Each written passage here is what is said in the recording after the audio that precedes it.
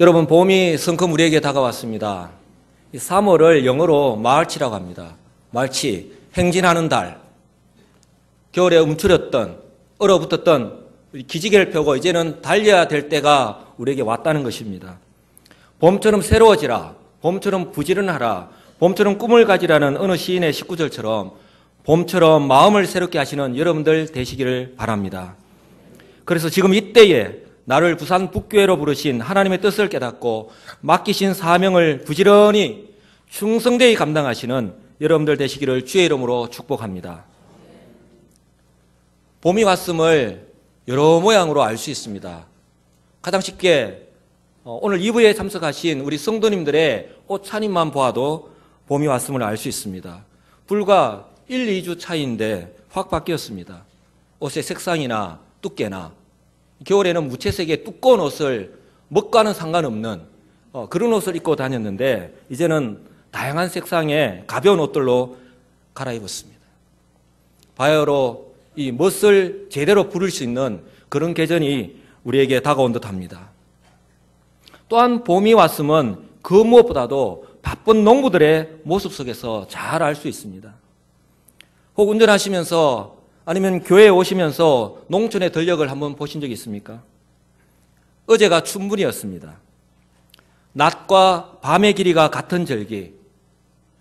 이때로부터 약 2주 정도가 파종하기에 가장 좋은 시기라고 합니다. 그래서 농부들에게는 이때가 가장 바쁜 때입니다. 왜냐하면 1년 농사를 준비해야 하기 때문에 그렇습니다.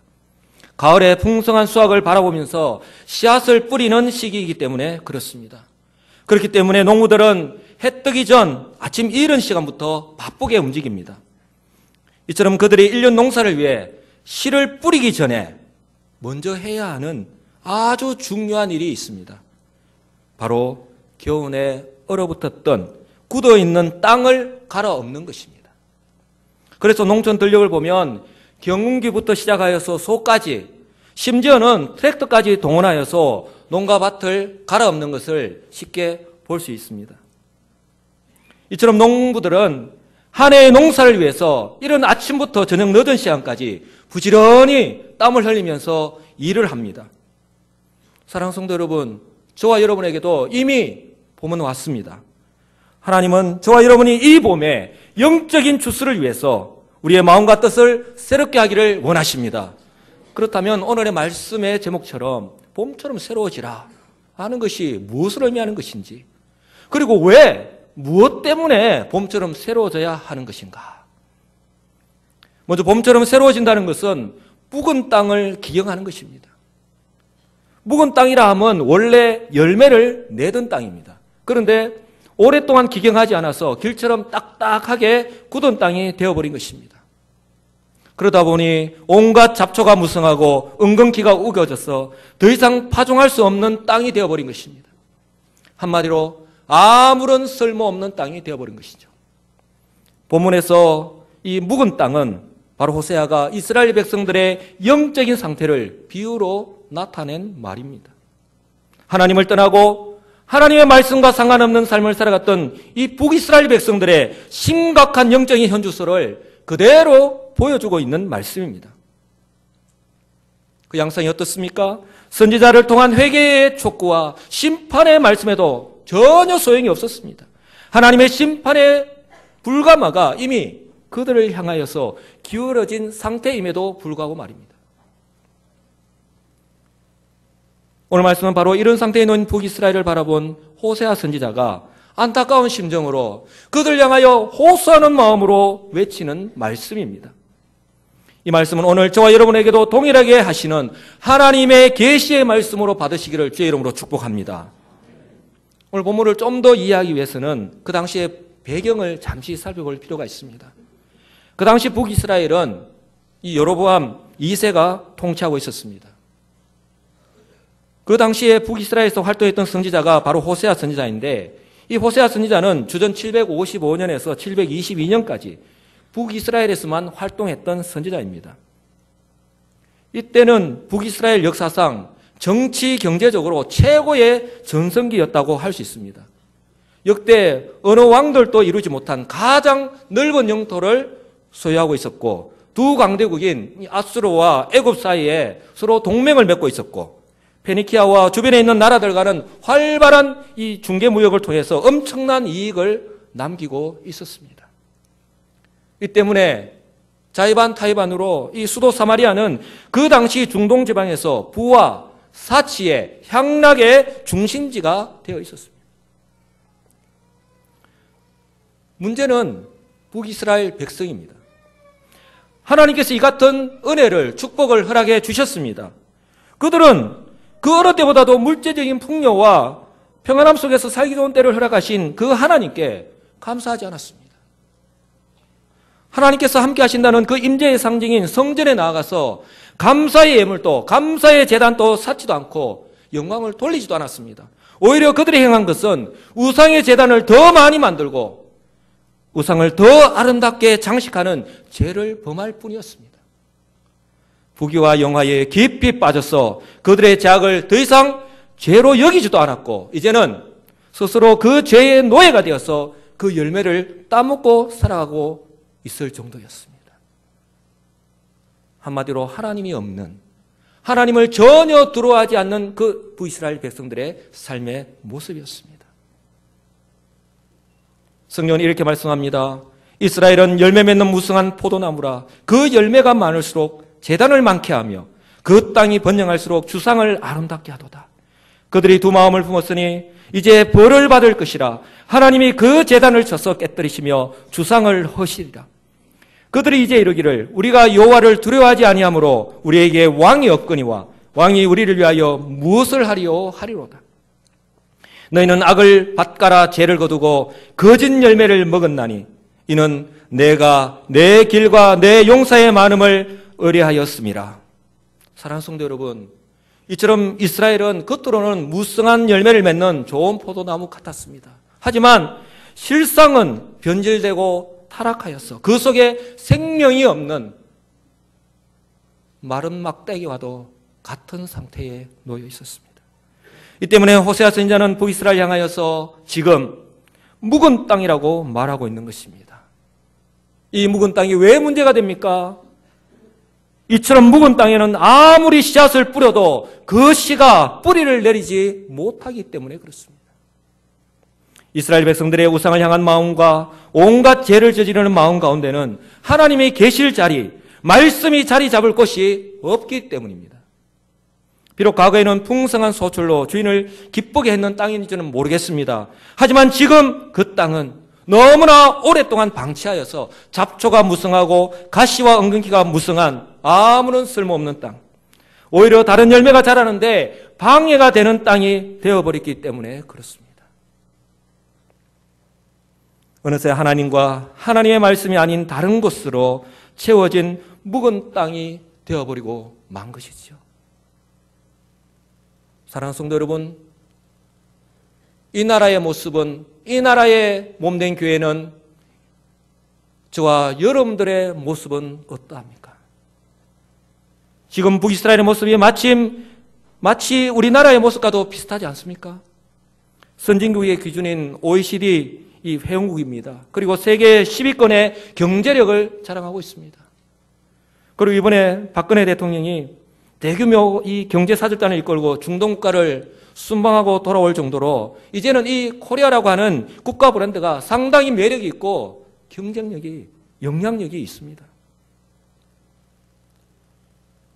지금 나라의 경제가 어렵다고 합니다. 그러나 여러분들 이 TV 매스컴을 통해서 보아 알듯이, 그리고 백화점이나 대형 쇼핑몰 한번 가보셨습니까? 한번 가보시기 바랍니다. 정말 주말이면 주차할 곳이 없을 정도로 인산인해를 이룹니다. 그리고 TV를 통해, 인터넷을 통해, 요즘은 스마트폰을 통해서 얼마나 그 물건들을 쉽게 구매할 수 있습니까? 누가 말한 대로 가히 쇼핑의 천국이라 말할 만합니다. 어디 그뿐입니까? 음식이면 음식, 여행이면 여행, 그 어느 것 하나 부족한 것 없이 풍족하게 누리고 있는 것이 바로 지금 우리나라의 겉으로 드러난 현실입니다. 그런데 현대경제연구원에서 지난 1월 달에 발표한 광복 70년 삶의 질 변화와 시사점 보고서가 심각한 우리 한국 사회의 모습을 다시 한 번 더 그대로 보여주고 있습니다. 이 보고서에 따르면 이혼, 자살 등 한국의 가족 공동체 지표가 이 OECD 회원국의 평균보다 훨씬 더 높다고 하는 사실입니다. 인구 1,000명당 이혼 건수가 1970년에는 0.4에 불과했는데 2003년도에 3.4까지 증가했다가 2013년에는 2.3으로 잠시 감소했지만 여전히 이 OECD 회원국 평균보다 훨씬 높다고 하는 사실입니다. 이뿐입니까? 자살률, 우리가 자살률이라고 할 때에 인구 10만 명당 자수를 말합니다. 1983년에 8.7에 불과했습니다. 그런데 2000년에 13.6, 2011년에는 31.7까지 높아졌다가 2013년에는 28.5로 잠시 감소했지만 이 OECD 회원국의 평균이 12.1에 불과합니다. 34개국 이 OECD 회원국 중에 가장 높은 수준을 자랑하고 있습니다. 여러분, 풍요로운 삶의 환경은 분명 우리의 삶을 편하게 해줍니다. 그리고 많은 것을 누리게 해줍니다. 우리에게 이것이 필요합니다. 이것을 구하고 있죠. 그리고 이런 은혜를 누려야 합니다. 그런데 중요한 것은 과연 이런 삶의 환경이 우리 한국 교회와 성도들의 신앙생활에도 그렇게 긍정적으로 작용하느냐 하는 것입니다. 문제는 그렇지 않은 데 있습니다. 여러분들도 잘 알고 계시듯이 한국 교회가 마이너스 성장으로 돌아선 것이 벌써 오래되었지 않습니까? 단순히 성도의 숫자가 줄고 문을 닫는 교회의 숫자가 늘어난다고 하는 이 외형적으로 나타나는 형상만을 우리가 바라볼 것이 아니라 하나님께서 이 시대의 교회에 맡기신 사명과 직결되어 있는 바로 선교적인 관점과 하나님의 나라의 관점에서 바라볼 줄 알아야 한다고 하는 사실입니다. 사랑하는 성도 여러분, 만일 지금 우리가 누리고 있는 이 모든 풍요와 안정된 생활이 교회를 통한 하나님의 축복이라는 사실을 잊어버리고 마치 북이스라엘 백성들처럼 잊어버린다면, 그래서 한국교회와 성도들마저 그 정체성과 사명을 망각해버린다면 우리나라는 더 이상 하나님께서 기대와 소망을 가질 수 없는 그런 나라의 반열에 들고 말 것입니다. 그러므로 저와 여러분 한 사람 한 사람이 얼마나 중요한지 모릅니다. 왜요? 저와 여러분 한 사람 한 사람이 모여서 바로 교회 공동체를 이루기 때문에 그렇습니다. 지금 내가 살아가는데 부족한 것이 없습니까? 어떤 어려움이 없습니까? 그렇다고 해서 내가 신앙생활을 게을리해서는 안 되는 이유가 바로 여기에 있습니다. 성도들과 요즘 많은 이야기를 나눕니다. 그런데 요즘 이야기를 나누다가 가장 많이 듣는 말이 지금 많이 바쁘다는 것입니다. 그리고 삶에 여유가 없다고 하는 사실입니다. 그런데 공교롭게도 전도를 하다 보면 공통적으로 듣게 되는 말 역시 이렇다는 것입니다. 예수 믿는 것도 좋고 천국 가는 것도 좋지만 일단 먹고 살아야 될 것 아닙니까? 내가 바쁘다는 것입니다. 이 말씀과 함께 지금은 바쁘니까 선생 양반 나중에 내가 여유가 나고 시간이 나면 그때 교회 나가도록 하지요 라는 말입니다. 여러분, 우리 성도들이 지금 하는 말과 우리가 전도해야 될, 복음을 전해야 될 그 전도 대상자들과 지금 나누는 그 대화 가운데 차이 나는 것이 무엇이 있습니까? 이제는 성도들 사이에서도 공공연히 이런 말을 하는 것을 듣게 됩니다. 뭐 그렇게 이제 유별나게 뭐 믿어야 하나, 악착같이 신앙생활 할 필요가 있느냐 하는 것입니다. 그렇기 때문에 내가 시간이 나면, 여유가 있으면 교회로, 기도의 자리로, 전도의 자리로 나아가는 것이 아니라 들로 산으로, 레저로, 즐기로 나아가는 것입니다. 그러다 보니 교회 안에 나타나는 양상을 보면 선데이 크리스찬의 숫자가 점점점 많아지고 있다고 하는 사실입니다. 원래는 선데이 크리스찬이라고 하는 용어가 없었습니다. 주일 예배에 한번 참석하여 예배드리는 것으로 성도로서의 모든 사명을 다했다고 생각하는, 아니 그렇게 믿고 살아가는 그리스도인들의 숫자가 점점 늘어나고 있는 것이 문제입니다. 다들 이렇게 고백하지요. 마음은 초대교회 성도들처럼 매일 성전에 모여서 사도의 가르침을 받고 떡을 떼고 교제하고 기도하기를 힘쓰고 싶은데 정작 현실은 목장 모임을 통한 성도 간의 교제, 양육 훈련을 통한 말씀의 훈련, 교회에 필요한 봉사와 섬김 등은 아예 생각도 할 수 없다고 하는 것입니다. 바쁩니다. 마음에 여유가 없습니다. 오히려 이런 말을 들으면 부담만 될 뿐입니다. 저는 부교육자이기 때문에 또 스님으로 우리 성도들의 삶들을 여러 모습으로 살피기 때문에 많은 말들을 듣게 됩니다. 심지어 3일밤 예배나 금요기도회, 정교인 전도 등은 있는 것조차 모르는 성도들이 없지는 않을까 참으로 염려가 될 뿐입니다. 사랑하는 성도 여러분, 모든 것이 마음에서부터 비롯된다고 하였습니다. 지금 나의 마음은 무엇으로 가득 차 있는지, 지금 나의 관심은 어디에 있는지, 그것이 나의 삶을 결정합니다. 나의 삶의 모습을 한번 돌아보시는 이 시간 되시기를 주의 이름으로 축복합니다. 사도 바울은 그래서 그런즉 선줄로 생각하는 자는 넘어질까 조심하라고 고린도전서 10장 12절에서 말씀하고 있습니다. 지금 우리가 누리고 있는 모든 것들이 하나님의 은혜임을 잊어버린다면 우리 역시 사단의 올무에 걸려 넘어질 수밖에 없는 존재라고 하는 사실 꼭 기억하시기 바랍니다. 사단은 지금 또 끊임없이 주의 몸된 교회를, 우리 성도들을 공격하고 있지 않습니까? 신천지와 같은 이단들을 통해서 계속해서 집요하게 성도들을 공격하고 있습니다. 여러분, CBS TV에서 지난주부터 매주 월, 화요일 밤 8시 20분에 이 신천지의 실제에 대해서 4주간 8부작으로 방송을 시작했습니다. 아마 보신 분들 있을 거예요. 신천지에 빠졌을 때 과연 어떤 일들이 벌어지고 있는지, 내 남편이, 내 아내가, 우리의 자녀들이 어떻게 저렇게 변할 수가 있냐는 거죠. 그 폐해가 어느 정도인지 여러분 정말 심각합니다. 아니, 경악할 정도라고 해야 정확한 표현일 것입니다. 때문에 신천지에서 그들의 실상이 낱낱이 드러날까 봐 법원에 방송금지 가처분 신청까지 제출하면서 방송을 막으려 했던 것입니다. 또한 이 나라의 국회는 어떻습니까? 한국교회가 더 이상 복음을 제대로 전하지 못하게 하기 위해서 차별금지 법안을 통과시키기 위해서 지금 혈안이 되어 있지 않습니까? 그 법안이 통과된다면 과연 우리는 얼마나 자유롭게 신앙생활, 아니 넘어서서 정말 교회의 사명인 복음을 전할 수 있을까? 심히 염려가 되는 부분입니다. 이것이 우리가 살아가고 있는 풍요로운 환경 이면에서 벌어지고 있는 영적인 실상이자 바로 영적인 전투의 현장입니다. 성경이 분명히 말씀합니다. 모이기를 피하는 어떤 사람들의 습관과 같이 하지 말고 오직 끊하여 그날이 가까움을 볼수록 더욱 그리하라고. 악한 자의 집은 망하겠고 정직한 자의 장막은 흥하리라. 어떤 길은 사람이 보기에 바르나 필경은 사망의 길이라고 말씀합니다.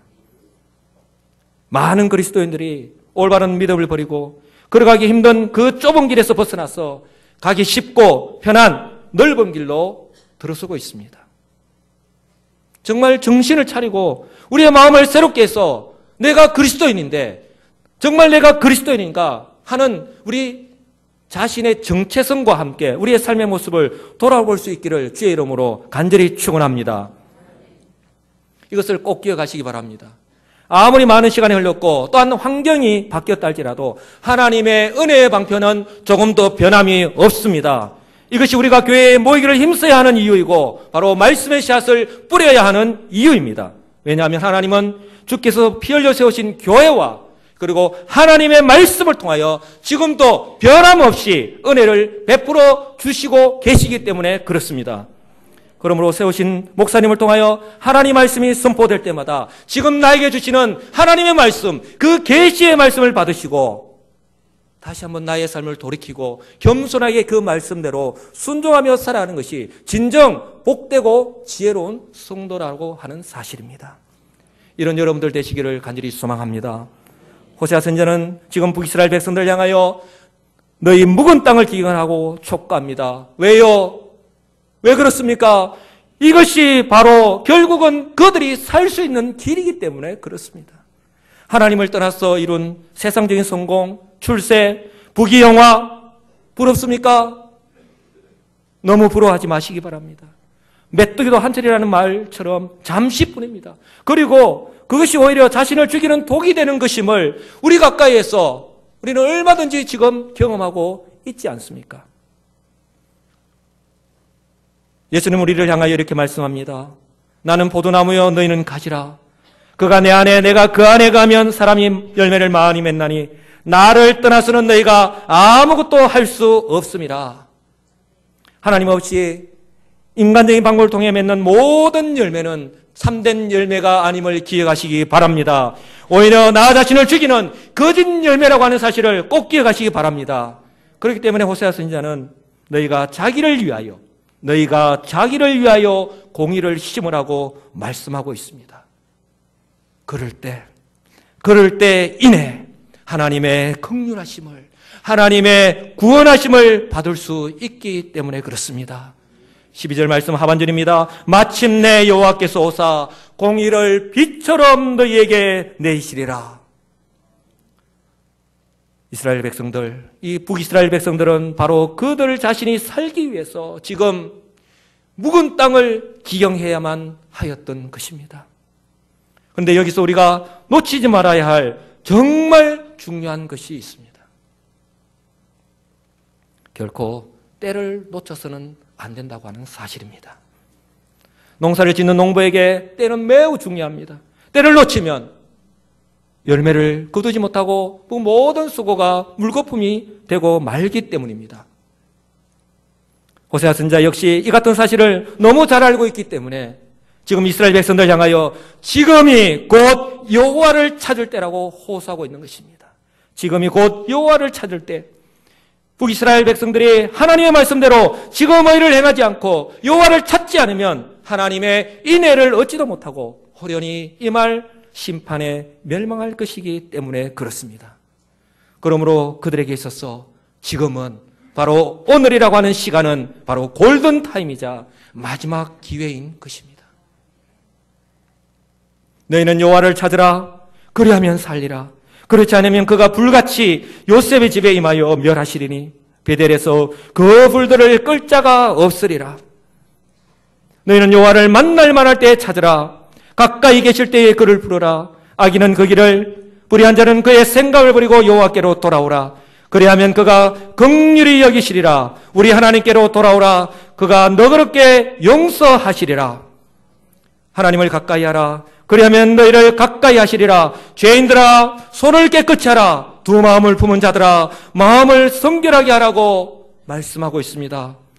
사랑하는 성도 여러분, 호세아 선지자의 이런 간절한 호소에도 불구하고 이것이 그들을 향한 하나님의 마음인지도 모른 채 그들은 이 때를, 골든타임을 놓쳐버리고 말았습니다. 그 결과 하나님의 심판이 주전 722년 아수르에 의해 이 북이스라엘이 멸망당하고 말았지 않습니까? 사랑하는 성도 여러분, 바로 지금이 하나님께서 저와 여러분에게 베푸신 은혜의 때임을 믿으시기를 주의 이름으로 축복합니다. 그러므로 지금 여호와를 찾아야 합니다. 지금이 의의 씨앗을 뿌릴 수 있는 마지막 기회일 수도 있기 때문에 그렇습니다. 하나님의 인애의 열매, 구원의 열매를 맺기 전에 심판이 우리에게 임할 수도 있기 때문에 그렇습니다. 그래서 사도 바울은 보라 지금은 은혜 받을 만한 때요, 보라 지금은 구원의 날이로라고 말씀합니다. 또한 스스로 속이지 말라. 하나님은 업신여김을 받지 아니하시나니 사람이 무엇으로 심든지 그대로 거두리라.